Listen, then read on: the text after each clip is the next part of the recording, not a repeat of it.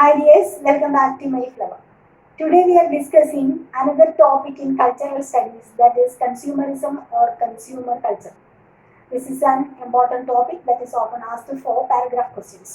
Paragraph questions ചോദിക്കുന്ന ഒരു ടോപ്പിക്കാണ് കൺസ്യൂമറിസം അല്ലെങ്കിൽ കൺസ്യൂമർ കൾച്ചർ. ഈ ടോപ്പിക്കാണ് നമ്മൾ ഇന്ന് ചർച്ച ചെയ്യുന്നത്. Consumerism or consumer culture is a culture that centered around the consumption of goods and services. സാധനങ്ങളും സേവനങ്ങളും നമ്മൾ ഉപയോഗിക്കുന്ന ആ ഉപഭോഗ രീതിക്കാണ്, ആ ഒരു സംസ്കാരത്തെയാണ് കൺസ്യൂമറിസം അല്ലെങ്കിൽ കൺസ്യൂമർ കൾച്ചർ എന്ന വാക്കുകൊണ്ട് അർത്ഥമാക്കുന്നത്. The best example is the rise of the car in 1950s. 1950കളിൽ കാറുകൾ നിലവിൽ വന്ന ആ ഒരു പ്രവണതയാണ് ഏറ്റവും നല്ല എക്സാമ്പിൾ ആയിട്ട് കണക്കാക്കുന്നത്. ജനങ്ങൾ ആ ഒരു ക്രേസ് വർദ്ധിക്കാൻ ഇടയാക്കിയ ആ സംഭവം. Consumer culture is defined as the relationship between consumers and the products that they buy. ജനങ്ങളും അല്ലെങ്കിൽ ഉപഭോക്താക്കളും അവർ വാങ്ങുന്ന ഉൽപ്പന്നവും തമ്മിലുള്ള ബന്ധത്തെയാണ് കൺസ്യൂമറിസം എന്ന വാക്കുകൊണ്ട് അർത്ഥമാക്കുന്നത്. അതായത് ഇപ്പോൾ ഒരു വ്യക്തി ആ ഒരു പ്രത്യേക ബ്രാൻഡിന്റെ സാധനങ്ങൾ മാത്രമേ വാങ്ങുന്നുള്ളൂ. അങ്ങനെ വാങ്ങുമ്പോഴാണ് അത് കൺസ്യൂമറിസം എന്ന അല്ലെങ്കിൽ കൺസ്യൂമർ കൾച്ചർ എന്ന കാറ്റഗറിയിൽ വരുന്നത്. പ്രത്യേകിച്ച് ചില ഡ്രസ്സുകൾ ആ ഇന്ന കമ്പനിയുടെ ഡ്രസ്സ് മാത്രമേ ഇടുള്ളൂ, അല്ലെങ്കിൽ നെയിൽ പോളിഷ് ആ കമ്പനിയുടെ നെയിൽ പോളിഷ് മാത്രമേ ഇടുള്ളൂ. അങ്ങനെയുള്ള ആ ഒരു ടെൻഡൻസിക്കാണ് കൺസ്യൂമറിസം അല്ലെങ്കിൽ കൺസ്യൂമർ കൾച്ചർ എന്ന് പറയുന്നത്. Then it is a culture in which social status, values and activities are centered on the purchase and the consumption of goods and services. It is a culture in which social status and values are seen. ഈ ഒരു സംസ്കാരത്തിൽ ഈ consumerism അല്ലെങ്കിൽ consumer കൾച്ചറിൽ നമുക്ക് social status കാണാം. അതായത് ഇന്ന കമ്പനിയുടെ സാധനം മാത്രമേ വാങ്ങൂ എന്നതിലൂടെ അവരവരുടെ സോഷ്യൽ സ്റ്റാറ്റസ് കാണിക്കുന്നുണ്ട്. അതേപോലെ വാല്യൂസ്, അവരുടെ ആ മൂല്യം എന്ന് പറയുന്നത് നമ്മൾ ഉദ്ദേശിക്കുന്നത് അവരുടെ ആ ഒരു നിലപാടാണ്. അതേപോലെ തന്നെ and activities that are centred on the purchase and consumption of goods and services. ഈ സാധനങ്ങൾ വാങ്ങുന്നതിലൂടെ അവരുടേതായിട്ടുള്ള ഒരു സോഷ്യൽ സ്റ്റാറ്റസ് കാണാൻ പറ്റും, അവരുടേതായിട്ടുള്ള ഒരു പൊസിഷൻ അല്ലെങ്കിൽ ആ ഒരു സ്റ്റാൻഡ് ഒക്കെ നമുക്ക് കാണാൻ സാധിക്കും. Consumerism is in fact a drive to buy and possess more things and define one's identity through what they own or buy. എന്താണ് ഈ കൺസ്യൂമറിസം എന്ന് പറയുന്നത്? It is a drive to by.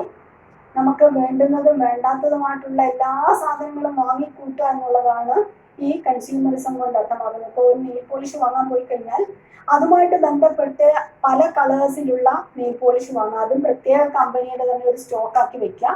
അതേപോലെ ബാഗുകൾ വാങ്ങുന്ന സമയത്ത് അതിൻ്റെ ചെറുതും വലുതുമായിട്ടുള്ള പല ടൈപ്പ് ബാഗുകൾ, അത് ഒരേ കമ്പനി ആയിരിക്കും. അതേപോലെ ചെരുപ്പ്, ചില കമ്പനികളുടെ മാത്രം ചെരുപ്പുകൾ ഉപയോഗിക്കുന്ന ആളുകൾ ഉണ്ടാവും. അപ്പോൾ ഇതൊക്കെ കാണിക്കുന്നത് ഇറ്റ് ഷോസ് ദെയർ ഐഡന്റിറ്റി, ഒരാളുടെ ഐഡന്റിറ്റി ആണ്. And it shows their identity through what they on.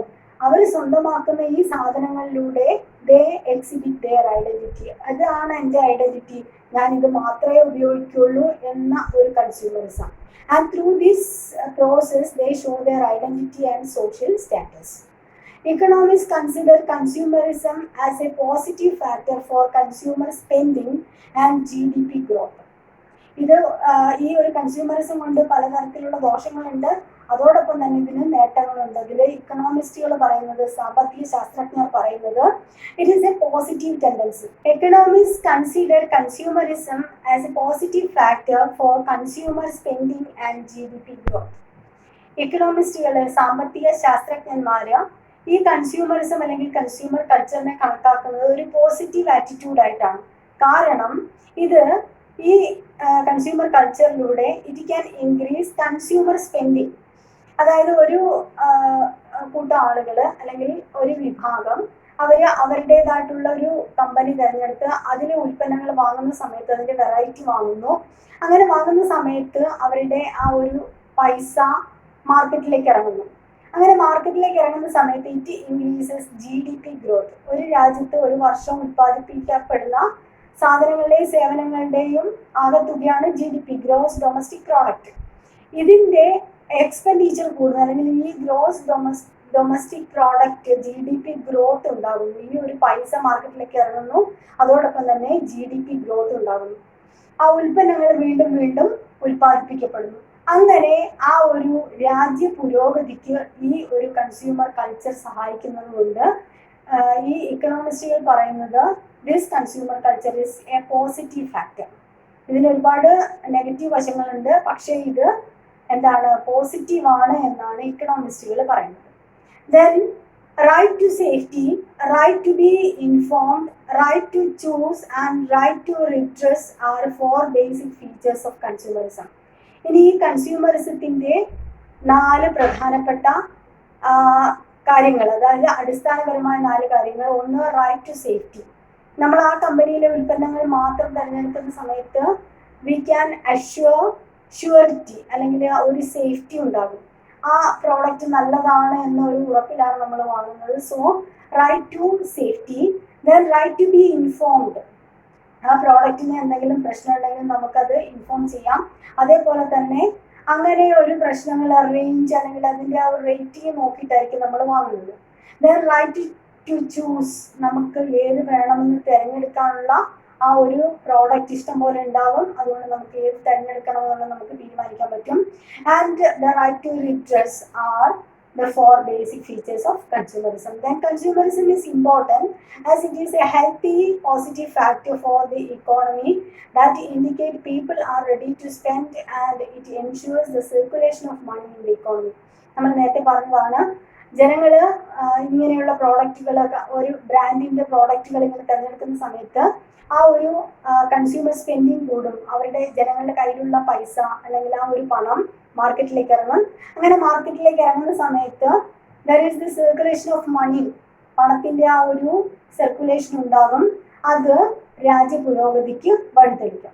The best examples are the purchasing of tea set or a particular company's item or brand as part of social status.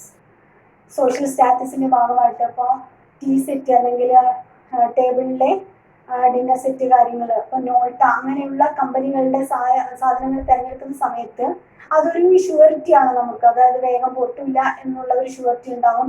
അങ്ങനെ ആ പ്രോഡക്റ്റിന്റെ quality അതൊക്കെ assurance തരുന്നതാണ്. So ഇത് it's A part of social status. നമ്മുടെ social സ്റ്റാറ്റസിന്റെ ഭാഗം കൂടിയാണ് ഇങ്ങനെയുള്ള ഉൽപ്പന്നങ്ങൾ വാങ്ങുന്നത്. And after the industrial revolution mass production increased and the supply of goods grow beyond need. Industrial revolution വന്നതിന് ശേഷം, അതായത് വ്യവസായ വിപ്ലവത്തിന് ശേഷം, 18ാം നൂറ്റാണ്ടിലെ വ്യവസായ വിപ്ലവത്തിന് ശേഷം മെഷീനാണ് കൂടുതലും.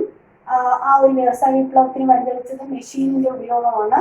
ആ മെഷീനുകളുടെ ഉപയോഗത്തോടുകൂടി ഉൽപാദനം കൂടുകയും ആ ഉൽപാദനം കൂടിയതോടുകൂടി ഉണ്ടാക്കുന്ന സാധനങ്ങളുടെ വിൽപ്പനയും കൂടിയ ഒരുപാട് സാധനങ്ങൾ മാർക്കറ്റിലേക്ക് വരാൻ തുടങ്ങി.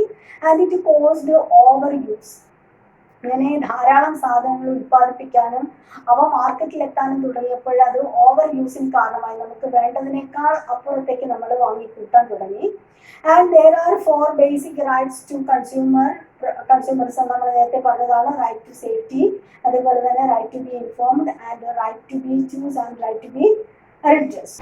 In 1899, Thorsten Veblen published a book on consumerism called The Theory of the Leisure Class, indicating the widespread leisure time at the beginning of the 20th century. Consumerism എന്ന വാക്കിന് ആ ഒരു പ്രാധാന്യം കിട്ടിയത് തോർസ്റ്റൻ വെബ്ലൻ എഴുതിയ the theory of the leisure class എന്ന പുസ്തകത്തിലാണ്. അതായത് 20ാം നൂറ്റാണ്ടിന്റെ തുടക്കത്തിൽ ജനങ്ങൾക്ക് കിട്ടിയ ആ ഒരു വിശ്രമവേളകളാണ് ഈ ഒരു പുസ്തകത്തിൽ വിവരിക്കുന്നത്.